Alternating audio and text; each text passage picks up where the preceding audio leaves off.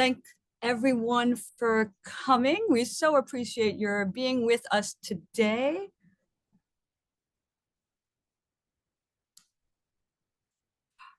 My name is Stacy. My pronouns are she and her, and I am a white woman with gray hair, so kind of salt and pepper hair, not yet willing to admit gray, but salt and pepper hair, kind of short, very curly, with a white background, kind of flower-ish. The live caption feature is enabled.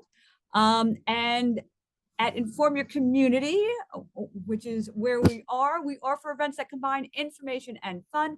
We find that the best way to talk about difficult topics is to start talking about them.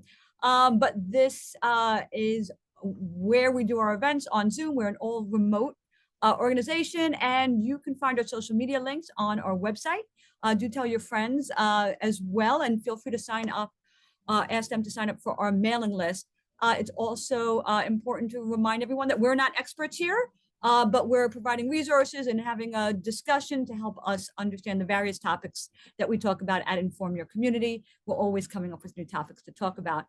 So this topic, in particular, the idea of disability and accessibility, is a particularly important one to discuss. And mostly because we probably don't even realize, most of us probably don't even realize that 1 in 4 US adults, that's about 61 million people, have a disability that impacts major life activities. And to give us a chance to talk about this topic of disability and accessibility, we watched this wonderful movie, Invitation to Dance. I hope you all enjoyed it as much as I did. And so to help us understand this topic further and to share our thoughts on that, we look forward to having this Q&A with you. And to guide us, to facilitate the discussion, we have Hanali. So Hanali, thank you so much for your help with this important topic. Thank you, Stacy. Good evening, everyone. My name is Hanali. I'm the program director for the Popcorn and Chat program at Inform Your Community. My pronouns are she, her, hers. I am an Indian woman, and I am currently wearing a purple top. I also have a white background, kind of blurred right now. I have black hair, black eyes, and yeah, so without a further ado, let's get started. Feel free to unmute yourself for our discussion when you have a comment, or you can type it in the comment box or raise your hand icon on Zoom. And yeah, so thank you everyone for joining. And I really hope you enjoyed the movie Invitation to Dance. It is so important to discuss and spread knowledge about disability, including topics like civil rights, accessibility, accommodation, independent living movement, and also ableism, which is prejudice and discrimination against people with disabilities. To start this discussion, what are your thinking about how disability was portrayed in the movie?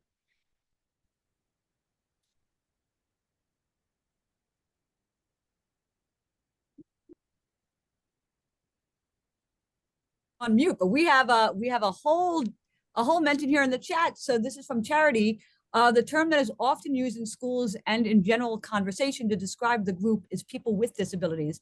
This construction is what is known as people first language. The idea behind that is to encourage people to assert that he is a person first, and that disability is secondary. Throughout Invitation to Dance, you will hear the term disabled people. Simi describes herself as a disabled woman. She and many in her circle use what is known as disability first language, forefronting their identity. Though people first language aims to minimize prejudicial attitudes, it actually reinforces a negative idea. The construction seeks to minimize disability based on the notion that it is a negative characteristic.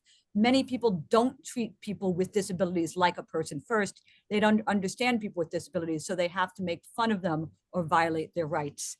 And Jana I heard that person first language. And by the way, you can feel free to unmute yourself. We should have said that earlier. Obviously, writing in the chat is great, but by all means, you can unmute yourself. And if anybody has any difficulty unmuting themselves, let us know. I thought it was very powerful to see how things have progressed into goodness over the years. but there is still a long ways to go. For sure. Thank you for sharing.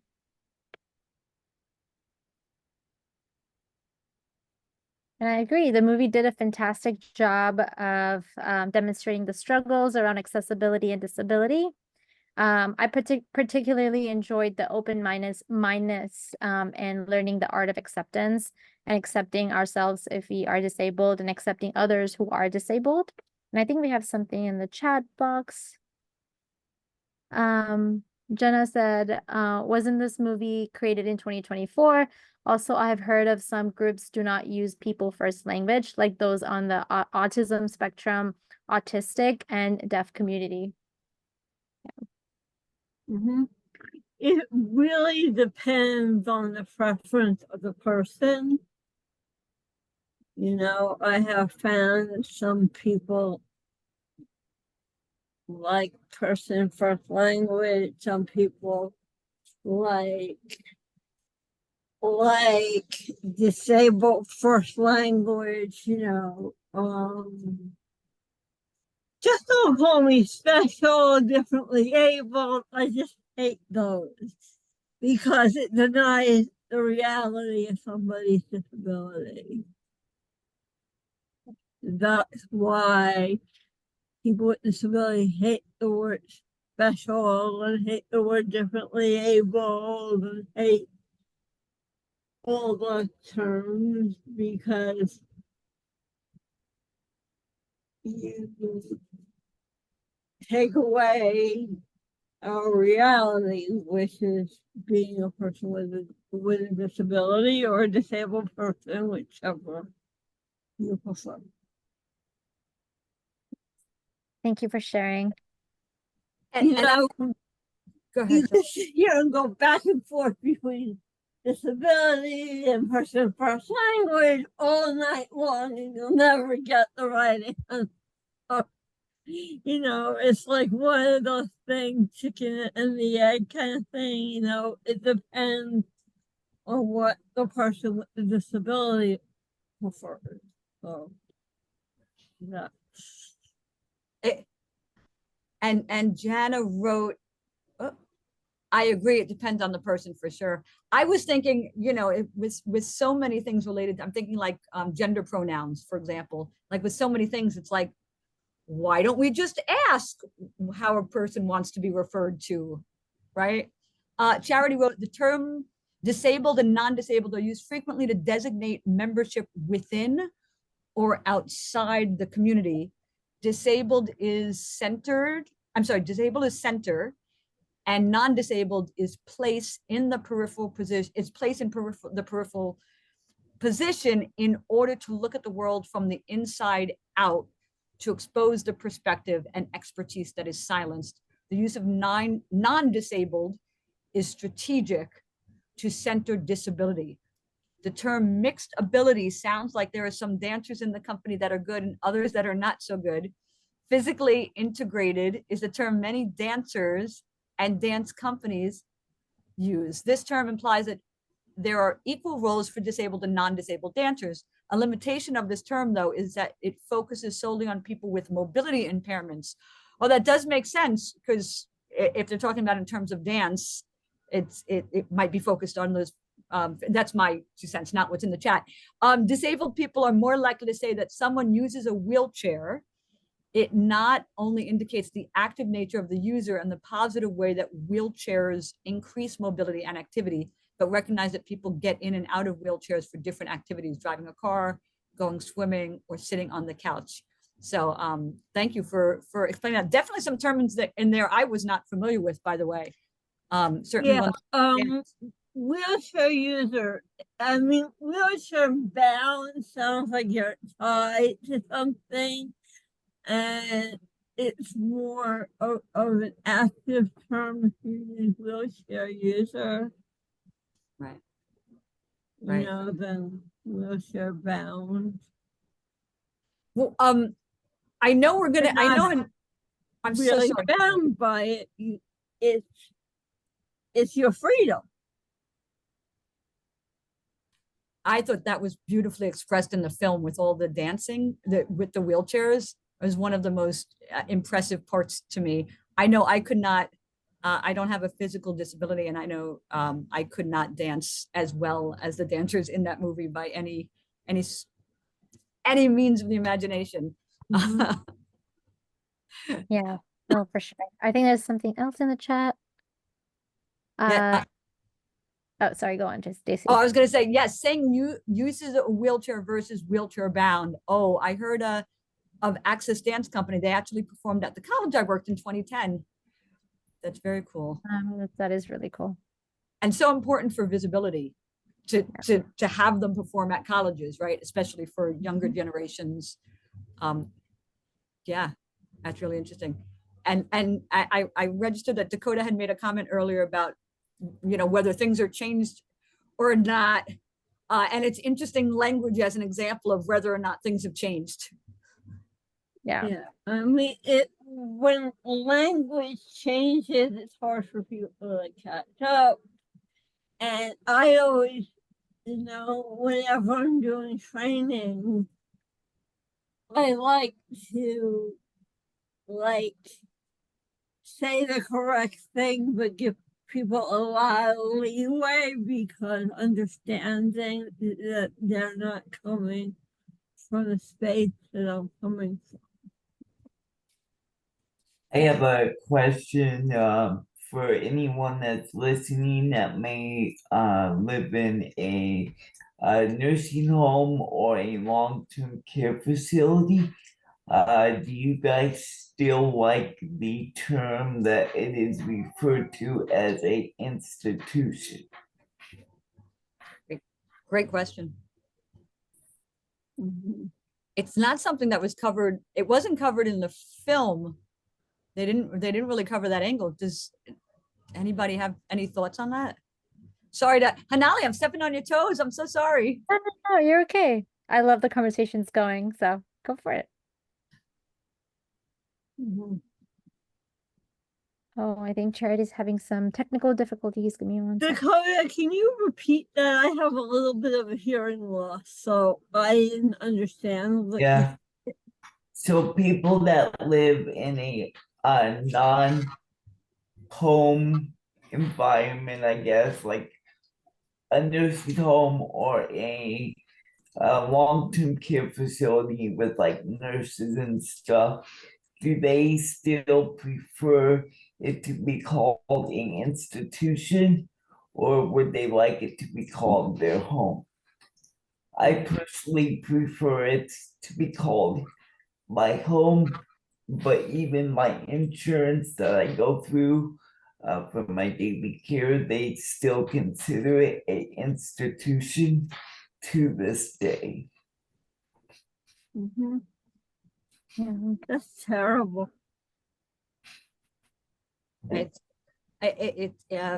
Yeah, that's really interesting. I hadn't thought of that. Yeah, I thought that the Powerful. institutionalization was kind of out. Yeah.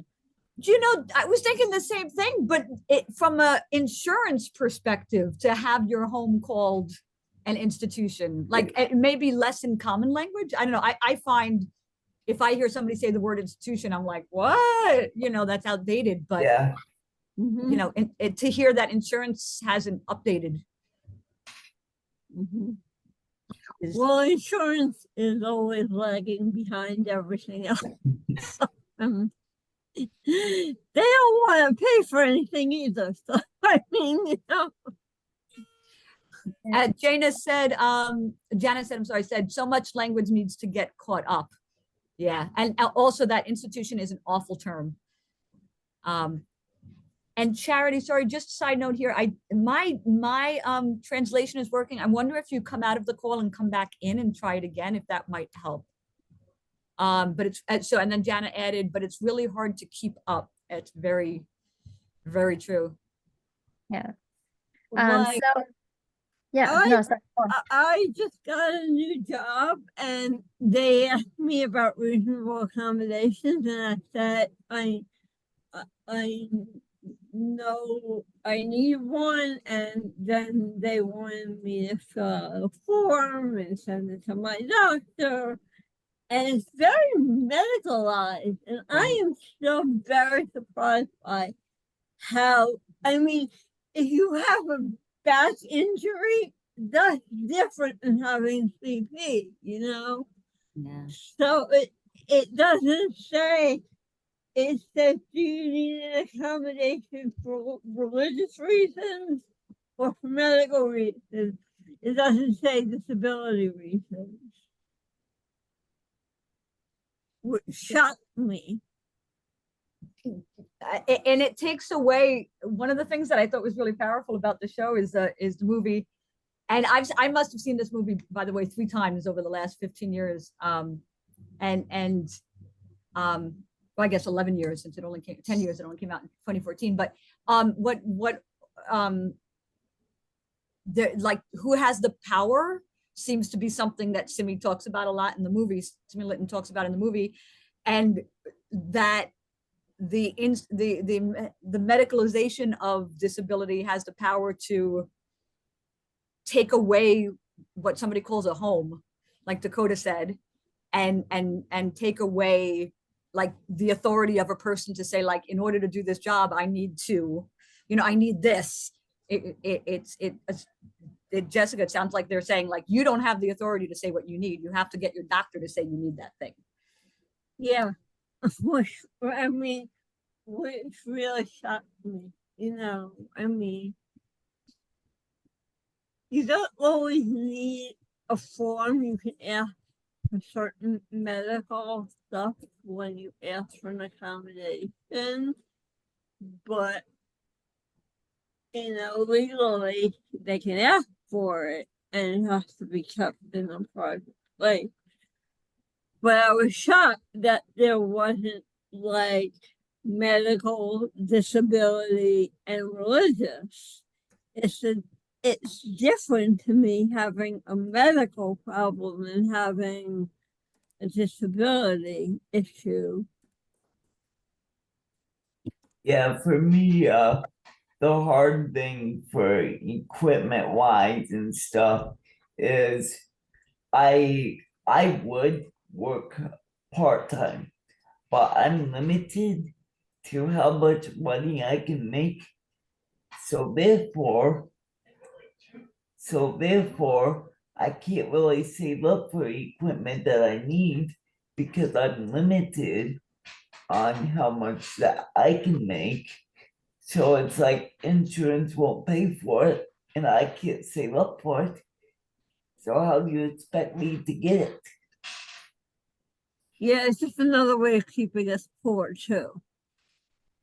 They don't give you what you need if you make over a certain amount of money, and you have to balance whether or not your job is worth the medical, the accommodation. Yeah, I get it. Yeah, that is frustrating. Yeah. Yeah. Anali, what were you going to say before? I'm sorry. So I was just trying to keep up with the chat as well. I think Charity got the computer back up. And yeah, this does anger me as well. Like Jenna said in the chat. So moving on, what surprises you the most about the movie or the topic in general?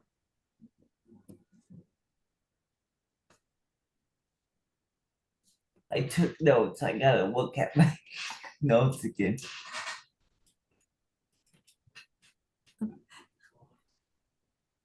Oh, Charity wrote, it's good that this kind of movie is out to inform your community because the community needs to be informed. Amen, Charity. Amen. That's for sure. I wrote down one thing I wrote down was how the lady went on a date with that guy, and instead of saying that she was in a wheelchair, she said that she had a red flower in her hair. Yes. That, yeah, how we describe people is so important when we're talking about them and the things that, you know, it implicates. It's such a great point.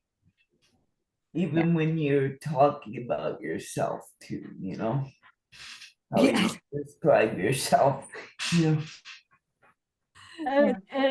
And also how people describe you too. You know, it's kind of like the one thing I heard from a woman who was who was a woman of color is she said, "Oh, she's a little heavy, she's a little this, her skin is a little bit dark," but they describe her everything else but being a Black woman. You know, it's the same thing with people with disabilities. Oh, she's short, she's got reddish hair, you know, they won't ever say she's a woman with CP. It's kind of like taboo to say that. Yes. And I think in the chat, Charity said the main thing is equality, that everyone deserve equal rights. Sure. And what might have or have not been surprising is when Simi Linton mentioned that so many things are still off limits to her, and that is probably true in a lot of ways still. There has been progress over time. We have come a long way from the historical standpoint, from 1817 when the American School for the Deaf was founded to the early 1900s when various laws were enacted due to mass disabling events of the major world wars. And then in 1968, the first International Special Olympics Games were held in Chicago, to 1977 when the protests were held to enforce Section 504 of the Rehabilitation Act of 1973. This was the first federal law recognizing disability as a civil rights category. And since this, ADA digital accessibility requirements have now helped make web content and mobile apps accessible, effective just June 24th of 2024. So we have come a long way, and we do have a long way to go, but we have seen some good improvements over the historical time points. I think it's a lot about acceptance. Yeah. It's to me more about taking it out of the medical realm and putting it into the human rights realm. Yes, for sure. And what resources did the movie suggest or would you recommend to help people understand the issues around disability and accessibility and get more familiar with the terminologies and be more mindful? I think one for people that are maybe individual advocates or stuff like this should have more meetings like this, because what it helps us keep going. Again, you can only hear no so many times until you just are like, you know, I'm the only one feeling this way. And so to be in these types of communities, I don't know if this company would be willing to do one like once a month or twice a month, and maybe you do. But this would be a good resource for people with disabilities. Yes, for sure. Yeah. And then I think somebody in the chat said, share the information with others and as many people as you can. And yeah, thank you so much for saying that, Dakota, and everybody's input. And sure, I think staying informed and educated about this topic is crucial.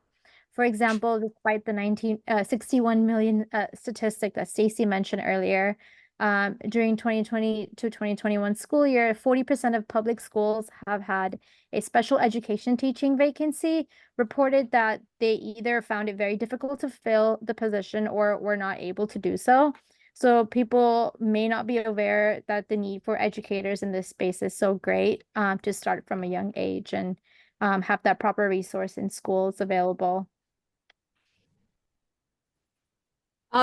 Jessica, you mentioned ramps are not just for wheelchair users. Do you want to share more about Yeah, that? I mean, you think about people who are schlepping, excuse me, who are carrying things on rollers, it's universal access. It helps everybody. Right.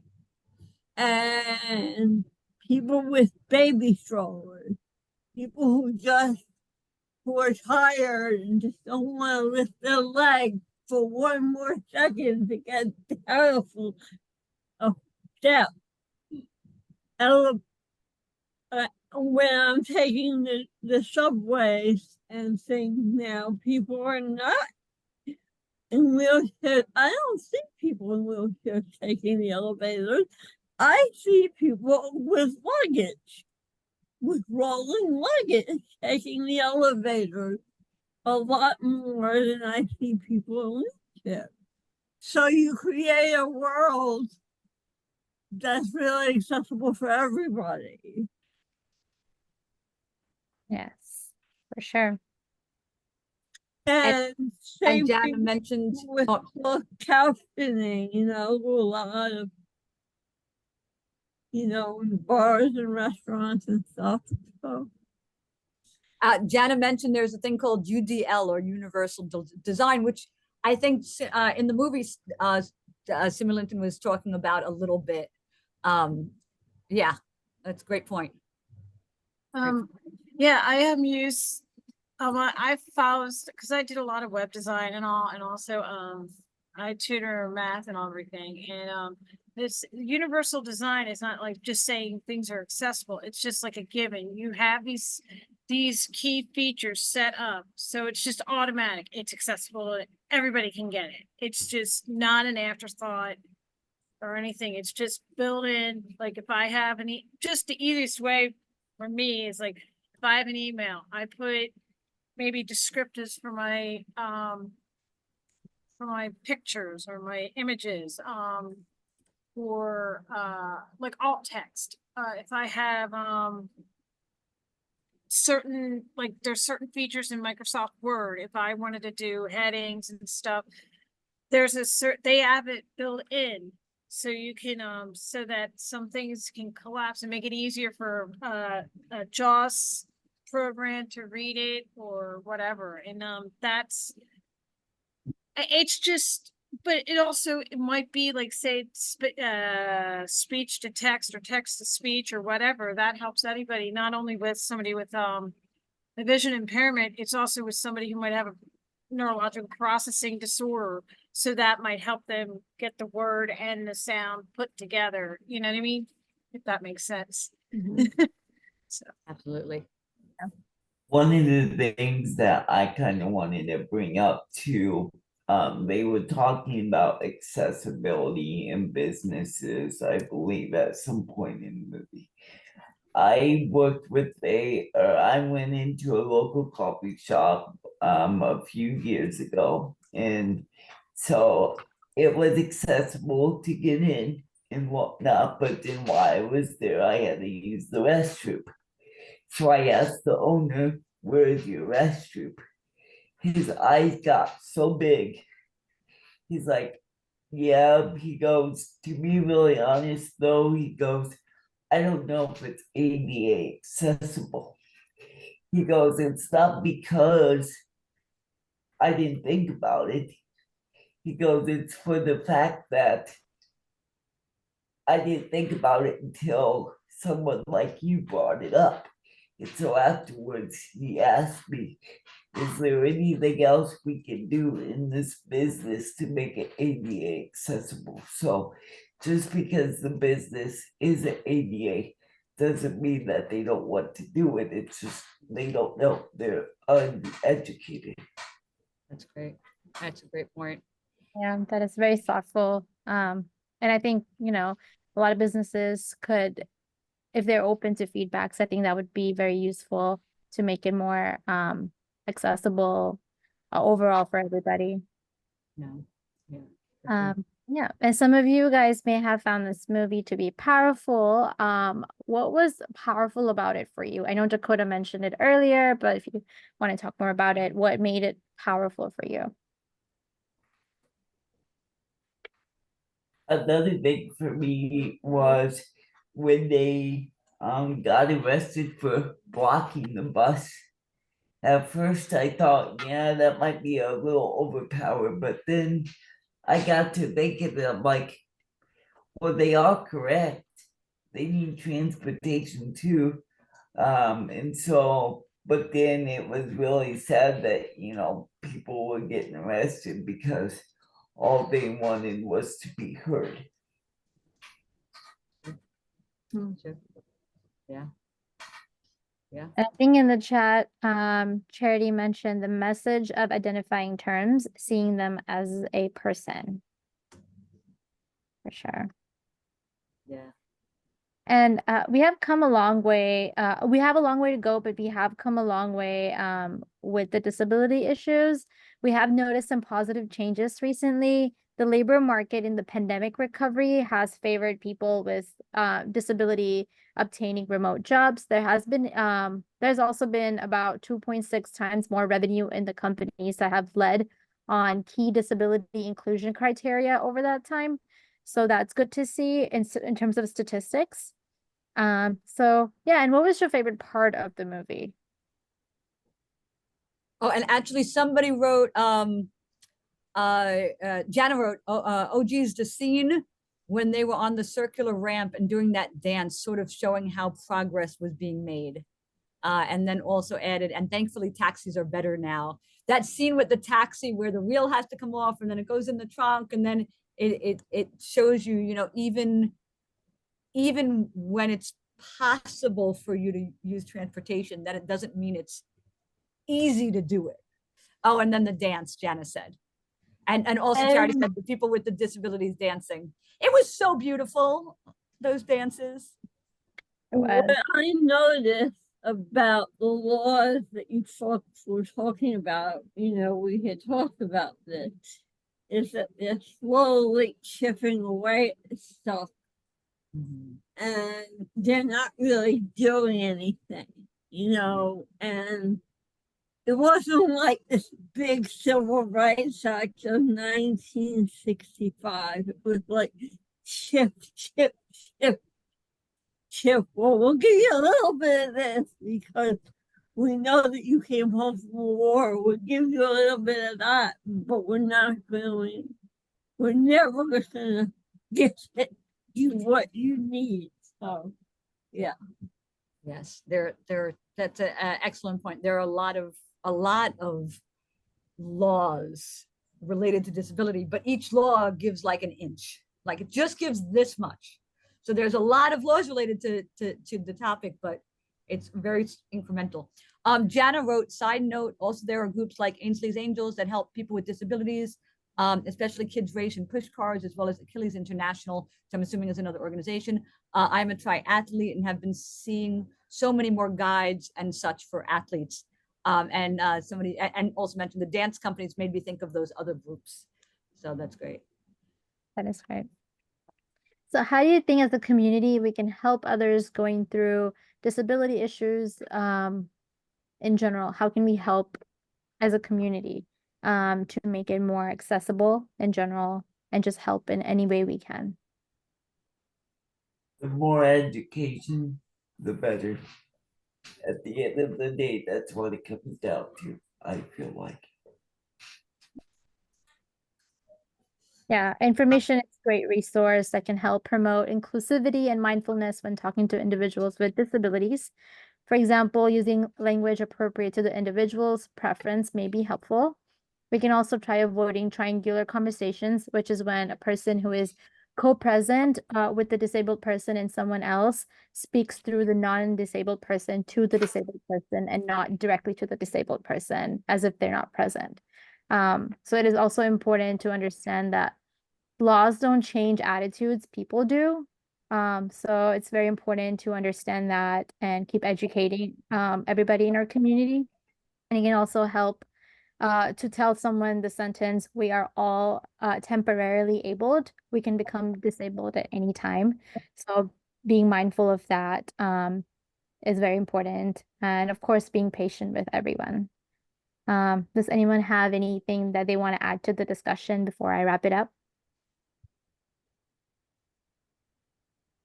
All right. Eventually we all get old, so I mean, eventually it's gonna happen. I never in a million years would say that my mother would ever wind up in a wheelchair, but she did. Right. Right. Yeah. And even though I was part of the creating the curriculum for this event, and I was the one who read the statistic about 61 million. Even after I said it, I said, I need to look this up because that can't be. There can't be that many people. And I looked it up, and no, we're right. There's that many people. It's true. Mm-hmm.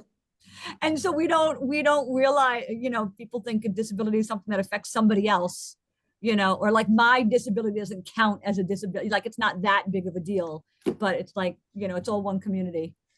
Jana wrote, I'm thankful for this opportunity. I'm definitely going to look up some of Simon Linton's works too. Her book is really great. A very easy and quick read, but really just interesting. And I didn't read her first one, but I read her second one, and hope that one of the dance companies perform in Philly. That's great. Thank you for that.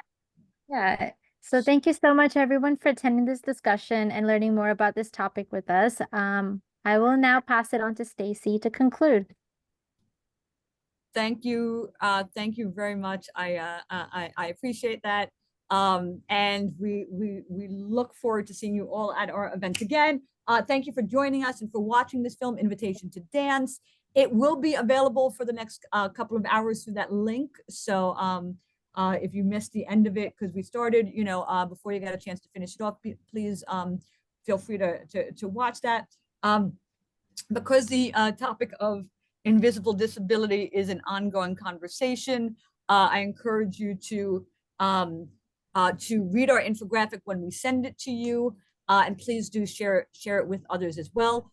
Also, there's so many things we can do to help understand this topic, and so we encourage you to look up people. I'm going to put the names in the chat. People like Harriet Tubman, Judy Heumann, Emily Ladau, Frida Kahlo, and Charles Xavier, and find out more about them, and just kind of continue reading and educating yourself. I'm also going to start a poll right now. If you can give us some feedback on the event, that would be fantastic. It does help us in terms of applying for grants, things like that, so that we can continue the work that we do. So let us launch that survey right now for you. So you should be seeing that. Please do take a minute and fill that out. We'd greatly appreciate it. We will also, I'll give you a couple of seconds to do that. Very much appreciate your completing the survey.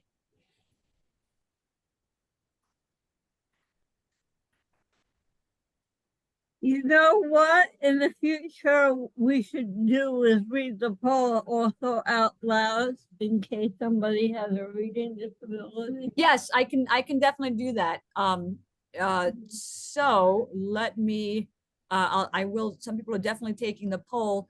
First question is, did you learn something about this issue you didn't already know at this event? And that is a yes or no question. Second is, and if I go too fast, just let us know. You can let us know in the chat, or just raise your hand, or just unmute yourself.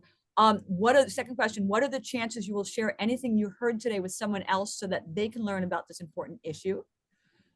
Third question, what one of these things are you most likely to do differently as a result of attending our event today? Which is lovely, and always welcome you to more than one. And would you recommend this event to a friend? And so always appreciate your feedback there as well. And so we'll also, so thank you for that suggestion, Jessica. So we also, in the next few days, we will send out an email with our this actual video of this discussion, as well as we'll send out our infographic on this topic, and we encourage you to share those with others. Additionally, there will be another survey in that post-event email that you'll receive.